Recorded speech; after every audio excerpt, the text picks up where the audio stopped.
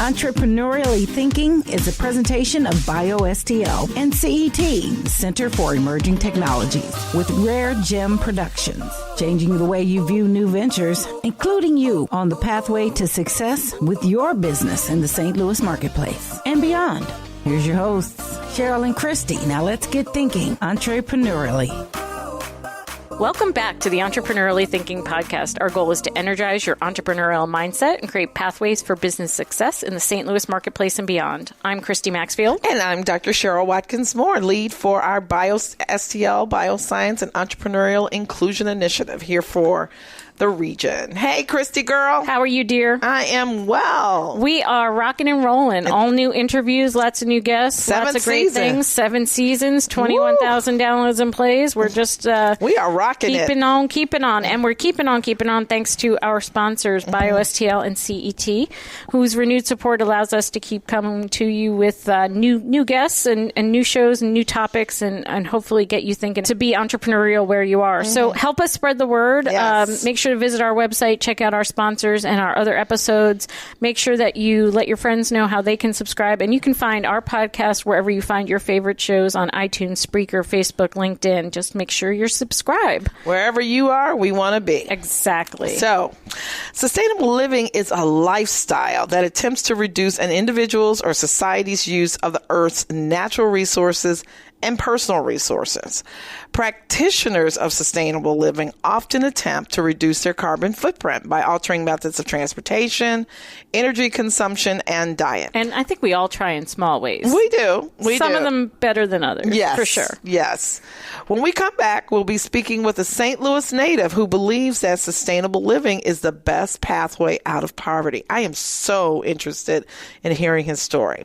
He grew up farming, found his way through mainstream hip-hop, then halfway around the world and back again. He returned home and to his farming roots, his mission, which is to nurture, empower, and impart sustainable living in this community. HOSCO Foods founder, and I did not say Costco, HOSCO Foods founder, Gibron Jones, joins us today. So stick around. You're going to hear a great story, so stay listening. BioSTL is a proud founding sponsor of this Entrepreneurially Thinking podcast, and we want you to know all about the great things they are up to. BioSTL Fundamentals is an entrepreneur development program targeted to founders wishing to start a company in the bioscience space, including therapeutic products, diagnostic products, medical devices, animal and crop agriculture products, and research tools. Participants earn resources by achieving specific coaching goals. You can learn more about BioSTL Fundamentals by visiting biostl.org. And for your renewed and continuing support, BioSTL, we say thank you. Hello, my name is Gibron Jones, and I'm from HOSCO, which stands for Holistic Organic Sustainable Co-Operative. And thinking entrepreneurially for me means thinking about the local community and how we can create a pathway for jobs, for people to have their own jobs, their own businesses. I've kind of positioned myself to help other people create their own businesses. So joining us today is Gibron Jones, founder of HOSCO Foods, and that stands for Holistic Organic Sustainable Cooperative. So we're talking about hydroponic, which, growing plants in water, aeroponics, growing them in the air, aquaponics, giving them the nutrients they need through fish waste. Wow. All sorts of the ponics. We got the ponics covered here.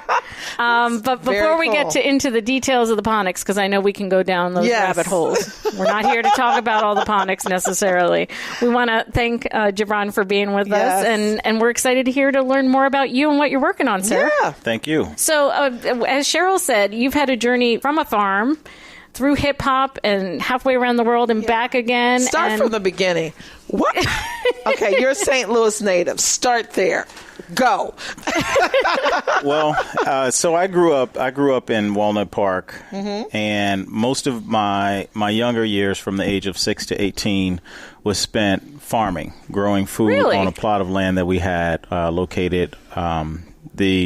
actually, we still have the land. It's 6210 Emma. So it's in the city. It's in the city. Okay. Yes. And we grew pretty much everything that we ate. So you're talking a block long of land or a parcel? It was about 17,000 square feet. So it's a nice size plot of land. And we grew a variety of different vegetables there. So we had about 75 tomato plants. Wow. And I don't know if you're familiar with growing tomatoes, but off of one tomato plant, you can get anywhere from between 30 to 50 tomatoes. That's a lot of tomatoes. Correct. And so we had so many tomatoes, we actually started sharing those tomatoes with people in the neighborhood. So this was just your family doing this, or was this a community? No, this is actually just our family. Wow, okay. So You were urban farming before urban farming was cool. We were urban farming before urban farming was cool. And organically, too. Wow. So we grew a variety of different vegetables. I want to say maybe over 100 different vegetables and fruits that we grew on site: melons, peaches, apples. We also had, the back of the property was lined with black walnut trees. Ooh. So we had about 6 black walnut trees that we would go out, we collect black walnuts, and we make our own chocolate bars with the black walnuts in them. Oh, so we that was more of a you are early a family stage. to come to. Yeah, I mean that's people in the neighborhood did come to us for food because we produce quite a bit. We produce more than what our family could consume. So we started sharing and even selling some of the stuff, but we didn't want to ask for too much, so we would sell like a paper bag, grocery bag full of tomatoes for like $5. Right. Oh, okay. Which nowadays, that's like what, 3 tomatoes? Yeah. Right. For, exactly. Whose idea was this? Was your mom, dad? Whose idea? My grandmother. My grandmother.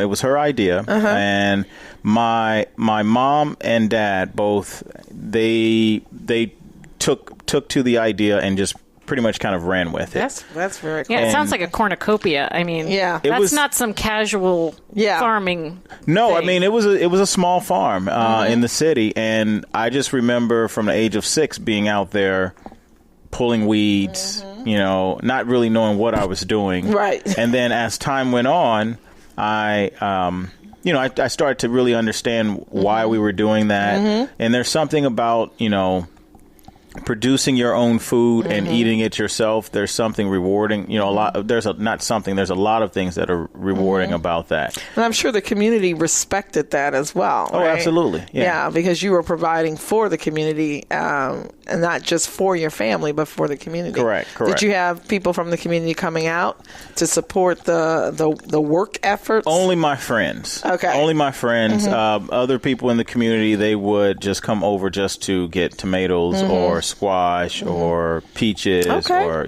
but that was okay. We were fine with that. That's great. I mean, otherwise, if we didn't eat it, then what would happen? It would go bad, to waste. right? So it's better to just give that away to people. And we, our family was well known within the community. A lot of people had a lot of respect for our family, and we really had no problems in the community, and so that was that that mindset kind of carried with me or has carried with me throughout life. So you left the neighborhood, you went on to undergrad, I'm assuming? So I graduated high school from Gateway. What high school did you go to? I know, right? There you That's go. the St. Louis question. So I went to 3 high schools. I went to Lindbergh Senior, then I transferred to Pattonville, and then second semester senior year, I transferred back into the magnet school program and graduated from Gateway STEM. Okay. And the reason why I did that is because I had a lot of interest in architecture, and they were doing CAD and 3D at the time, and so I felt like that would be better for myself wanting to be an architect to pursue, going that path and graduating from that school, getting those skills, and then which has helped me. And then after graduating Gateway, I actually went 1 year at University of Missouri, Kansas City. Okay. And then I transferred to Kansas State into their architecture program. So I was in the UMKC's, University of Missouri, Kansas City's architecture program, and then transferred to Kansas State. And then after graduating, I moved back to St. Louis, worked with Arcturus, which was called ISI at the time. Okay. And actually they have given, in my earlier years, they gave a lot of support to me. And whenever I came back home from school, I had a job as an intern, doing a lot of 3D work. So they were very supportive. And even to this day, from time to time we wind up crossing paths with them. The work that small town. Yeah, small town. St. Louis is small, right? So, I mean, the work that we were doing at the St. Louis Science Center for the new ag exhibit, Grow. Oh, yeah. We built so I was one of the lead consultants for farming on that project. That's amazing. And we built the greenhouse, we built the aquaponics system, and then every plant that is actually growing on site, I actually had a hand in picking out, including, and I know Bert Vescalani, he'll co-sign this, but the name of the exhibit, he took from me when I was doing a presentation, and he stood up in front of everybody and said, "Oh, so the word that you use, grow, you said we needed to grow more farmers, we needed to grow our knowledge base around food." So I think that's the theme. We're just going to use the word grow, and I'm letting you know this in front of everybody, so you can't sue me later. Right. I'm letting you know that I'm stealing it from you. And I didn't really know at the time exactly what he meant by that. And now you do. You saw it in big letters. I saw it in big letters at the exhibit. So I'm like, oh, okay, now I know what you're talking about. Does it have Grow by Gibron Jones? It does not say that. It does not say that. I might have to talk to my attorneys about Oh, my goodness. Wow. No, but that was like one of our I want to say our projects that helped to catapult us into where we are today. So I volunteered for the Youth Exploring Science program for at least a year to a year and a half before they really took notice. And then that's when Bert asked me to come over to the main museum and then assist them with the exhibit. So is this while you were with Arcturus? No, so let's go back. Yeah, I'm like, we kind of jumped ahead. Yeah, right. so there was a hip hop. I hear tell there was a hip hop piece. That was before. There was a pumpkin farm in Europe. There was a pumpkin farm. All that was before the Grow exhibit. Okay, so tell us when you left then and you came back and working for Arcturus, what happened there? So after Kansas State, working with Arcturus, I was doing a lot of 3D work, and I was really into multimedia back then. I'm a tech nerd, also ag nerd, and also just a You're nerd. an ag tech nerd. Yeah, I'm an AgriTech nerd. This is a good city to be an ag tech This is nerd. good. Yeah, it is. Yeah. It really is. And so I started doing a lot of 3D, and I was asked to fly to New York to give a presentation for a securities company. And the owner of the company, she was doing a lot of what they call recapturing funds. So she asked me to do an animation for her for marketing, to market her recapture fund program. And within the first 20 minutes of the meeting, she stopped me and said, "Hey, I already know that you know what you're doing. So just tell me how much it's going to cost, and I'll cut you a check for half today." Which was the love those. Right. That's like business development. That's never magic. happened. That's never happened since then. I know. Replicability is hard on that. Since then. And so we wound up. My partner and I at the time, Mike Bell. We had a multimedia company called DDI Studios, and then we wound up working. After that, we wound up getting a opportunity to work with a gentleman by the name of RZA from Wu-Tang. Oh. And so that's how we get into the hip hop. That's how we got into the hip hop genre. Yeah. So it pays to be a nerd, is what I'm hearing. Yeah, there you go. It does. There you go. It does. A lot of those guys in the music industry respect nerds. So but I worked from '99 till about 2005. Okay. I worked with Wu-Tang Clan. I did a lot of work with J Records, Wyclef Jean, the Fugees. Wow. P. Diddy, a lot of different artists I've worked with. And what I found in working in that space is you could make a lot of money. However, it wasn't rewarding for me internally. Right? Wasn't your passion. It was not my passion. Sure. I mean, I enjoy doing it. Right. But the music industry is not necessarily the best industry to be in, right? And so it's also a dangerous industry to be in. A lot of people don't realize that. Yeah. Well, especially the genre that you were in with the hip hop. Well, I mean, yeah, there were a lot of times where I felt that I needed to quickly come back home. And so after working in that industry for a while, I got an opportunity to leave. And you don't really leave the music industry; it's like a fraternity, right? right? So if someone's still working in the industry and they know you, they'll call you back to do stuff. And I still get calls today.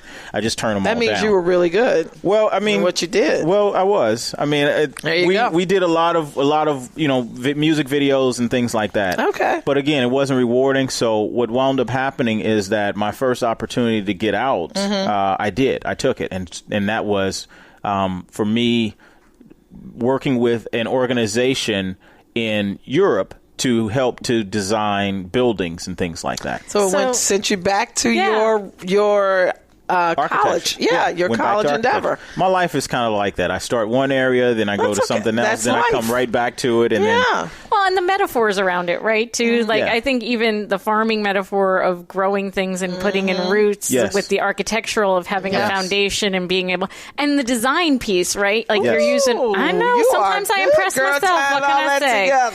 But that ability, that 3D thing, like I am not take the square and turn it 60 degrees and put it into no, I can't do that, right? But visual, But folks who can actually see things that the rest of us can't. Right. Yeah. Right? And make connections that the rest of us can't. Yeah. And then I think that's like that in my mind that transfers into all these other spaces. It right? does. So you were in Europe doing that? Yeah, so I lived in so I spent some time in Vienna, Austria. When I first flew to Europe, I flew into Geneva, and then from Geneva I stayed some time in Zurich. Then I didn't really like Zurich. It was too cloudy. That's another show. Yeah. But Geneva was great.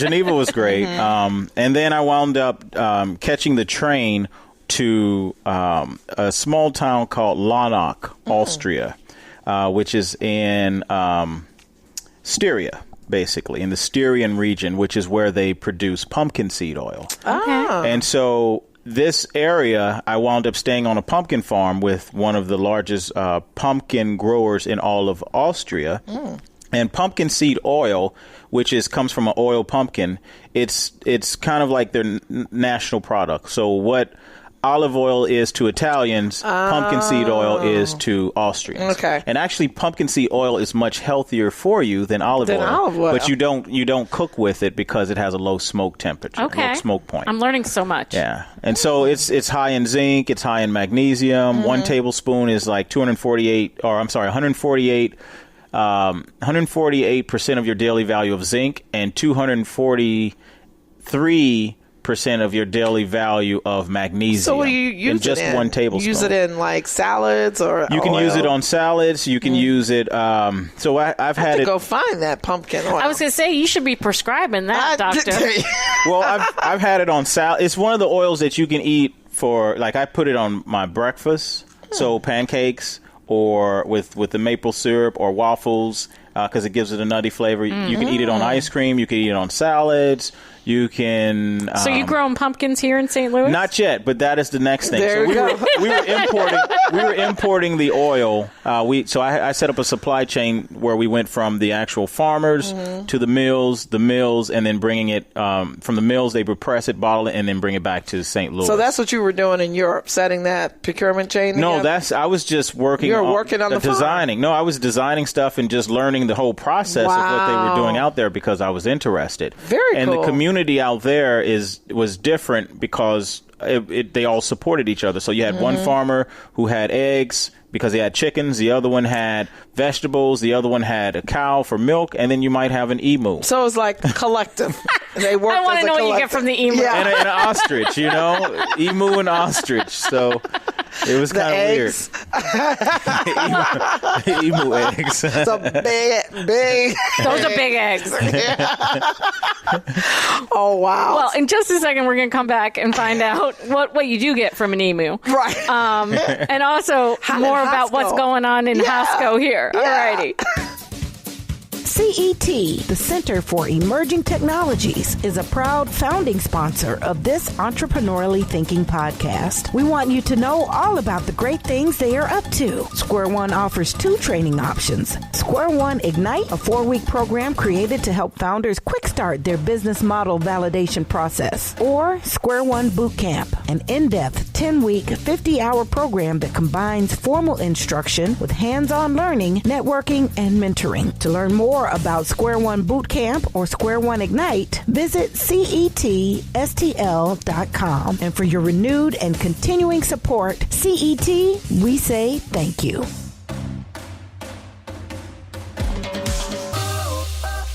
So, emus aside, And what we can get from them. it sounds like, You can't fry them, can you? I don't know. That's a whole nother show. They're big chicken. They do eat the meat. They do, and then they meat. also There we go. and they use the skin also. Okay. All right. So now we know more about emus than we did when we started. Yes. But all of this has been leading you, like being a Hip hop. hip hop, but ag tech Yes. nerd. You know, all these intersections, and then the grounding and farming that farming's not a profession many people raise their hand for anymore. No. And so, you know, I can understand needing to find your place where you felt like you were not only making a good living, but also living the life you want to live. Your passion. How does that intersect with farming for you, since it isn't one of those things? How did you get back here and start this HOSCO? Yeah, that's a very interesting journey for me. When I stopped growing food when I was 18, I said I would never do it again. I know that feeling. My family had a florist, and I was like, I don't need to arrange a flower ever again. Exactly. I'm not trying to do that I think ever that's again. what the slaves said too. Well, they did. They did. They were like, They not did. doing this again. They're like, I'm not doing this again. Not unless it's but for actually, the- they wound up doing it again. Exactly, because it was for themselves. Right. Okay. So, so for me, the journey getting back here had nothing to do with food. It was just me being so far away from my family. And then the reconnection that I had with food was when I saw my nephews growing up without their uncle around, right? So that didn't make me feel comfortable. And so I decided I would come back. My parents were getting older, and I wanted to be closer to them, my sisters. And so what wound up happening is that when I moved back, I started noticing, some of my family members, not immediate family members, but aunts, uncles, and they had cancer, diabetes, hypertension, and all of those are diet-related Yes. illnesses. Sure. And so I started really focusing in on that. And I've always been a person that, I personally don't necessarily believe in chemotherapy, right? Because that kills all cells, good cells and bad cells. But for me, I've always been a firm believer in if you give the body the nourishment that it needs, the body will heal itself, because it is a magnificent, piece of work. And I think that, my individuals within my family, their illnesses are kind of what reignited that passion for food. And so then I started to look at, how food was produced, and I looked at the food system, and then I just realized we are in a giant cluster bleep. Yes. Right? Yeah. Yes. And so really that was what kind of reignited the flame internally for me. And so when we started importing the carbiscanol, which is pumpkin seed oil, we started selling that locally. Who is we? So it started off with my parents had gotten a divorce by then, but I started working with my dad. Okay. But my mom she still grows food to this day. Wow. Like Okay. I always go to her house to get food. And not for just the normal reasons, but she's actually got a whole lot of it. And then Dad sells it. And my dad sells it, yeah. Right. So there's that I'll go connection. I'll go get the food from my mom, and then I give it to my dad, and he sells it. Okay. You are Don't- like the don't tell my intermediate. mom that. Right. You're the intermediate there. No, but so we my dad and I, we started selling pumpkin seed oil here locally. We started that was our flagship product. And that's part of if you look at our logo, you'll see that the O's in HOSCO, they look like little droplets. Well, those are oil droplets. And they're two tones because the oil itself has what they call dichromatic properties, where if it's less than 0.07 millimeters, it changes color from a dark red to a green. Oh, Chemistry. very cool. So I love HOSCO chemistry, was your dad's idea? I will say yes. Okay. I will say yes. So it's a brick and mortar? That's been a question multiple times. I was going to say, that sounds like a family. Like, yes. Keeping the peace. Thanksgiving issue. Okay. My dad thought of HOSCO. Okay. So is it brick and mortar, or is it online, or? No, we do have, so it started off where we were growing on the rooftops. We were producing food on rooftops in aeroponic systems, and then we were selling those locally. But then we wanted to continue past the winter. So we decided we would come back to the ground, start growing in soil, setting up greenhouses and things like that. And so, but we didn't have the capital initially, right? So we decided we would partner with institutions that did have the capital. So St. Louis Public Schools, St. Louis Science Center, Botanical Gardens, and no one really in St. Louis was doing that. So you had all these different institutions that were doing their programs around urban ag, but there was no one really in actually the urban ag partner. Actually doing it and partnering with them, right? And because they only have a certain amount of time in which they can devote towards teaching and education. Sure. And so by us coming and partnering with them, then we allowed them to expand their programs. That's and then smart. For us, that allowed us to then utilize the capital, and we would also consult for them. So that would bring two, streams of income for us to actually help us grow. And then we didn't have to buy the land ourselves. We would utilize their land. Okay. And so through doing that allowed us to grow the company to a certain point in which now we can actually go and acquire our own land and our own system, design and develop our own systems and hire our own people to actually. That's a unique when we always talk about people raising money and how do they and get leveraging relationships, Absolutely. right? And looking at who's got bandwidth that's underutilized, and how can you create a win-win situation? Whether it's a manufacturer who has idle equipment who you can bring a new product to, or if it's the science center and the botanical gardens where the real impact of the work they're doing can be magnified by working with people in community, right? It's being woke, but in a different way. Right. I like to say awake, because woke is kind of like it's passive. a different. Right. Yeah. Woke is different, right? So I like to be awake, right? Yes. Okay. But so HOSCO being a co-op, we wanted to focus. So everything that we do focuses on collaboration. So whether it be collaborating with an institution or collaborating with people in the community. And so HOSCO itself is a 501c3 that incubates cooperatives. And our first three cooperatives, they are Farming Cooperative, which is HOSCO Farms. There's the North City Food Hub, which is on 1034 North Sarah, and we actually have a grand opening this Thursday at 4 to 7. Okay, that's going to be passed. Yeah, so when our listeners hear this, you'll already be open and you'll be able to, they'll be able to visit. Right, so they should still come out. Awesome. Absolutely. So just the grand opening is just where we're going to announce to the public. Yeah, it's the big hoopla. But then you'll be there and they should be coming. Exactly. Yes. So it's actually a shared use kitchen. Okay. I worked with Dr. Beeman, Dr. Matfield Beeman from St. Louis University. She was the chair of the Nutrition and Dietetics Department. Yes. And we were awarded this grant as part of a consortium. So it was our organization, HOSCO. It was Good Life Growing, Sweet Potato Project. Yes. Oh, yeah. And so we all...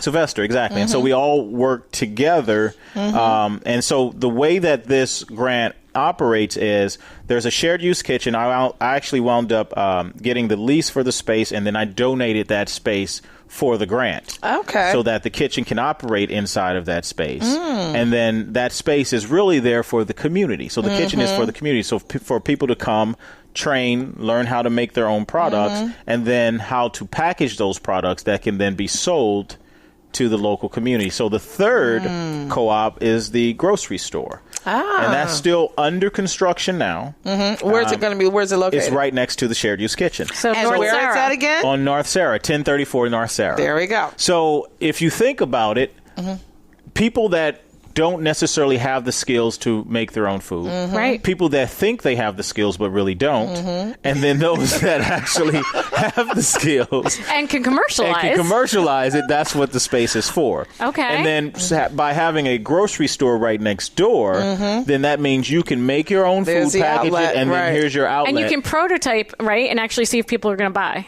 That's correct. So That's proof correct. of concept. Proof of concept. That's the whole idea for the space. We're going to spend more time together talking because you know gosh. how many food entrepreneurs I come was through just about to say this my is doors. Yes. That's what the space is for. I'm like for food super excited entrepreneurs. about What is this. so cool because beyond the grocery store, you're helping these people who you say either don't know what they're doing, think they know what they're doing, but you're actually helping them to succeed in getting their product. Because I think a lot of people, they might develop it, the food stuff, but don't know how to package it and get it into the store. Correct. And I think there's another piece that once they learn that, you guys could help them further get into these chains. Well, that's the other part of that. That's amazing. So once they have a product, then that product, I mean, I work, I know Schnucks family. I know, Deerbergs, Whole Foods, and then also local restaurants. Yes. Right. So we sell directly to a lot of those different places, but then that also gives us the avenue to actually help someone else get their foot in the door in those places. And by them being able to create products in a licensed FDA shared use kitchen,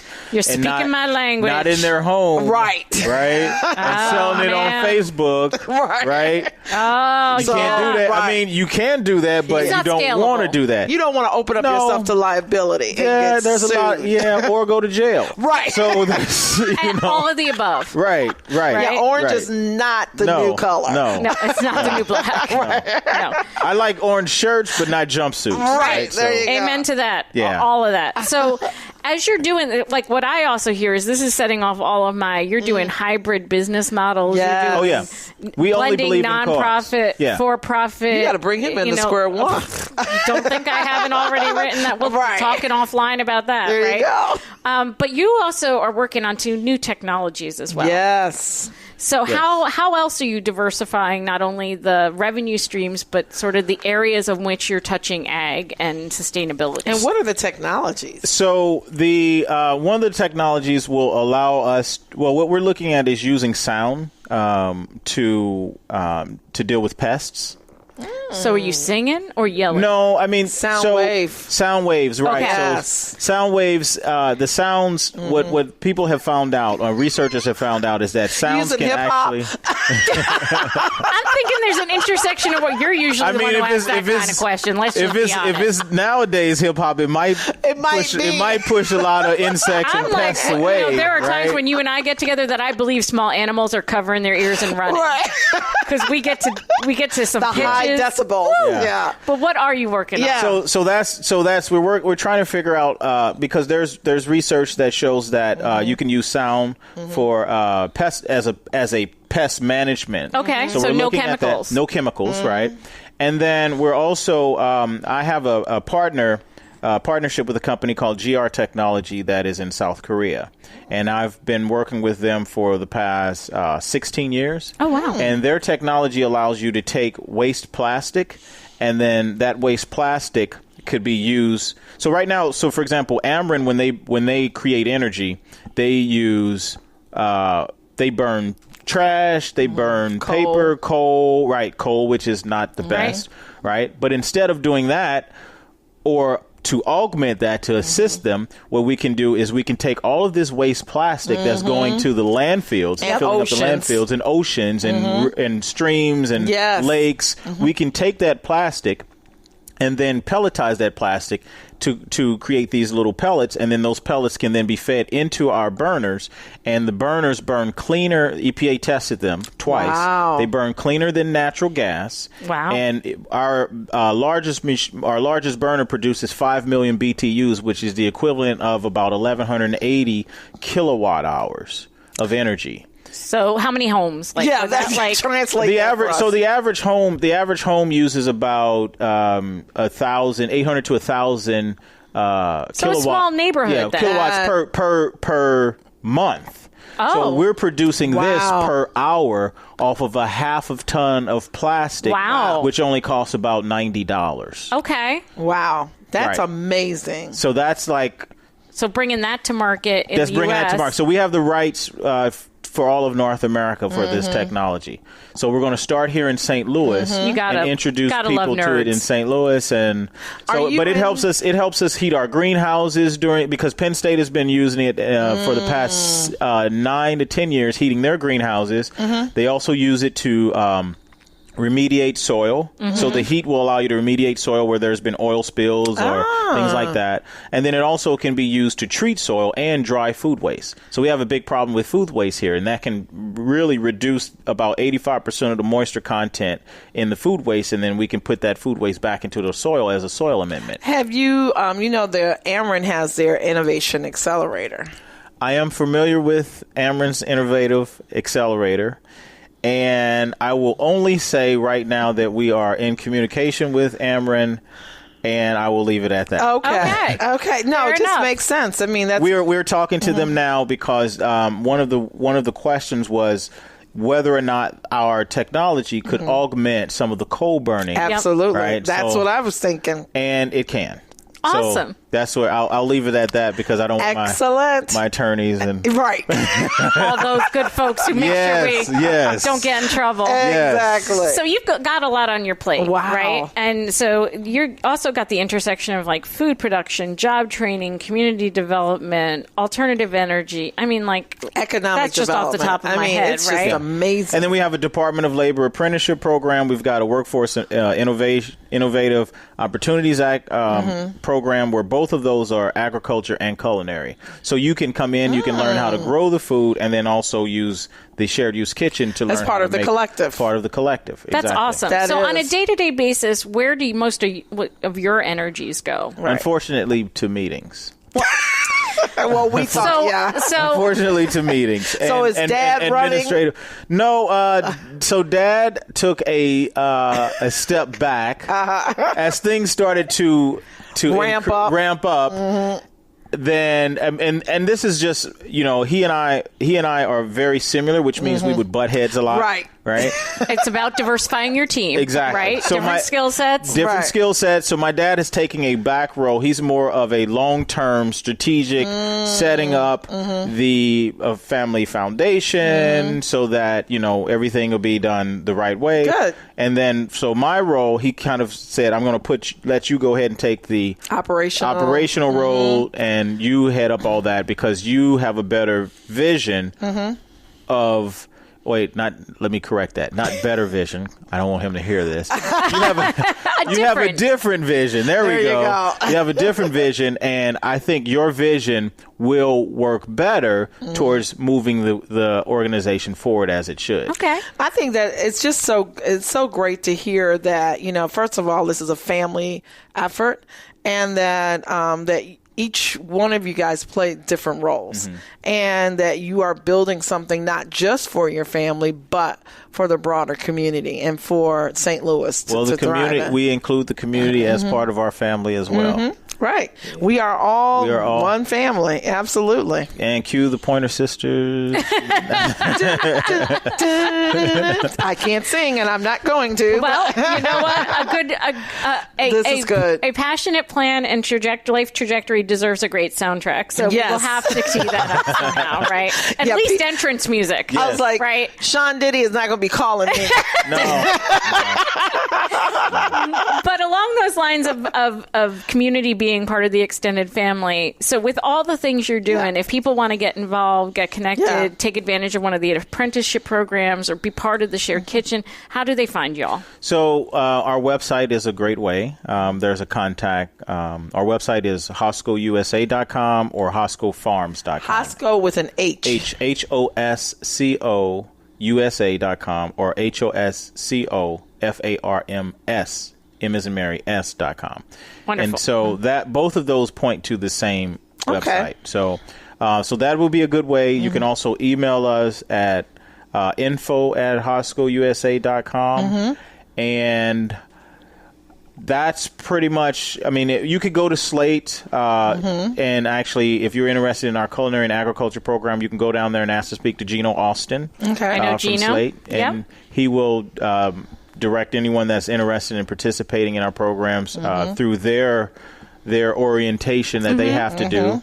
But then we also work with Family and Workforce Centers of America, St. Louis County, so Carolyn Seward. We work with Better Family Life. So we've tried to focus on working with all of the different workforce organizations, because really it's all about how do we create careers and pathways to jobs for people in the community, right? And if I want to go visit the grocery store, where is that located? So that is not open yet. But it is right next to the kitchen, so 1034 North Sarah. Okay. And when are you going to open the grocery store? So the grocery store, we're looking at possibly, if not sooner, spring of next year. Ooh, that's something to look forward to. So it's really looking like spring of next year to have an official opening, because one is that we'll be producing our food on our land next year.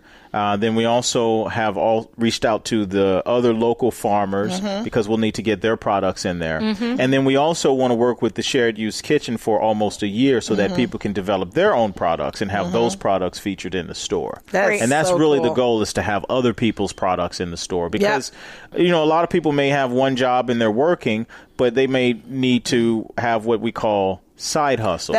We always talk about side hustles here. Many of the entrepreneurs we work with, that is the way they are we building tell their them, business. Do not quit your Don't quit the day job. The day job. Don't. No. Don't. Not I mean, I've done that, but that's years ago, right? Yeah. And I found myself thinking, was that the right move to make? Right. You doubt yourself a lot of times. Sure you do. But I believe that everyone should, if they have the passion, they should start their own business. Follow your passion. We need more local businesses, especially around food. Especially around food. Yeah. Well, with your lead to follow, I hope that many are inspired to do so. And we really appreciate you taking time from the farm and the meetings and all the other everything things that you're doing. to be with us and to share your story with our listeners. So we really appreciate it. Well, I thank you guys for having me here. Absolutely. Thank you.